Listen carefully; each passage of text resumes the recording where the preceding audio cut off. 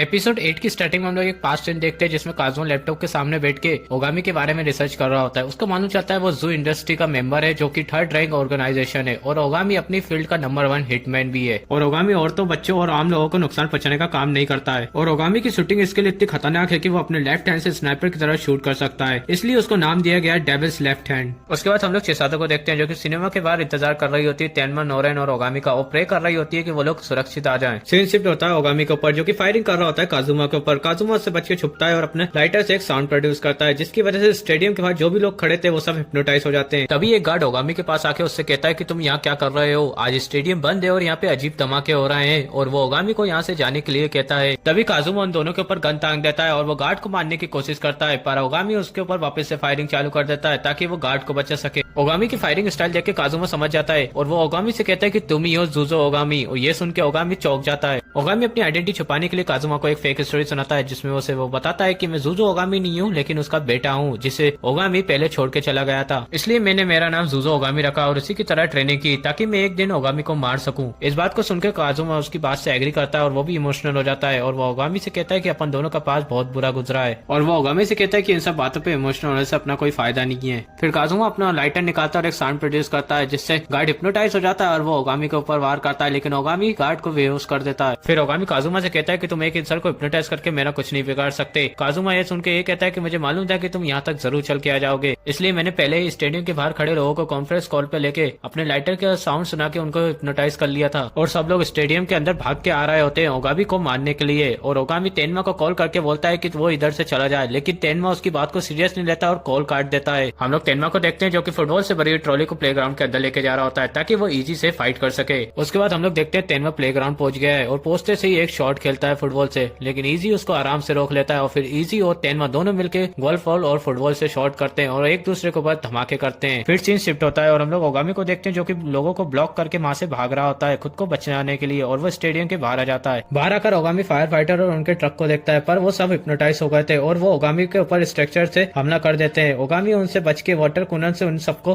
बेहोश कर देता है। फिर वहाँ पे स्टेडियम के अंदर के लोग बाहर आ जाते हैं लेकिन ओगामी उन लोगों को भी वाटर कुनन से बेहोश कर देता है। ओगामी जब सबसे निपट जाता है तो वहाँ पे चिसाटो हो जाती है जो कि काजुमा होती है और वो ओगामी को हिप्नोटाइज करने की कोशिश करती है, लेकिन ओगामी बच जाता है। फिर ओगामी हवा में 3 बार फायर करता है और एक जगह पे छुप जाता है, पर काजुमा एक इंसान को हिप्नोटाइज करके उसको मारने की धमकी देता है। ये सुन के ओगामी को भी बाहर आना पड़ता है। फिर काजुमा ओगामी से पूछता है कि तुम्हारी आखिरी इच्छा क्या है। ये सुन के ओगामी काजुमा से कहता है कि तुम चिसातो का मुकोटा उतार लो। फिर काजुमा चिसातो का मुकोटा उतार लेता है। फिर ओगामी खुश हो जाता है और कहता है मैं तुम्हें इसलिए नहीं मार सकता था क्योंकि तुमने चिसातो का मुकोटा पहना था और अब तुम्हें मुक्का मारने में कोई और दिक्कत नहीं होगी। फिर हवा में से एक बुलेट काजुमा के पीछे स्ट्रक्चर के ऊपर गिरती है जो कि ओगामी ने पहले चलाई थी। फिर ओगामी ओकात्सु को बताता है कि उसने पीछे स्ट्रक्चर पर एक बॉम्ब लगाया है जो कि अगली बुलेट गिरने पे फटेगा। इतने में काजुमा को समझ पाता है स्ट्रक्चर पे दूसरी बुलेट गिर जाती है और वहाँ पे बम फट जाता है और ओगामी काजुमा को एक पंच मार देता है जिससे वो वहीं पे गिर जाता है। पर काजुमा ओगामी से कहता है कि इन सबसे कुछ फर्क नहीं पड़ने वाला क्योंकि उसने नोरेन को हिप्नोटाइज कर लिया और जब उसको होश आएगा तो जिसको सबसे पहले देखेगी उसके प्यार में पड़ जाएगी। ये सुन के ओगामी वहाँ से भागता है और ये एपिसोड वहीं पे खत्म हो जाता है।